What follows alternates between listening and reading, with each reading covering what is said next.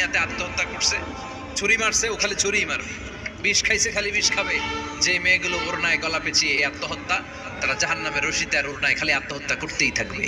যারা স্মার্টফোনের ভিতরে ইন্ডিয়ান নায়িকাদের কোমর দোলানো ডান্স দেখেছে, অশ্লীল ভিডিও দেখেছে, জাহান্নামের গরম শিক চোখের ভেতরে ঢুকিয়ে দেওয়া হবে। যারা মিথ্যা বলতো ওদেরকে এক লাইন জাহান্নামের ছুরি দিয়ে কুচি কুচি করে জিহ্বাটা কাটা হবে। অন্যের জমি মেরে খেয়েছে এরকম টাকায় তাছাড়া নাই, 7 জমিন ওর কাঁধে তুলে দেওয়া হবে। এবার কারে কর গিবত করে চগল খড়ি আছে না নাই, তাদেরকে আল্লাহ জাহান্নামের তামা দিয়ে নখ বানায় দিবে, আগুন ঝরবে ওটা থেকে। নিজেরা নিজের গালের গোশত আর বুকের গোশত টেনে কুড়ে কুড়ে খাবে। ওদের ব্যথার চিৎকারে পুরো জাহান্নামটা থারথার করে কাঁপে।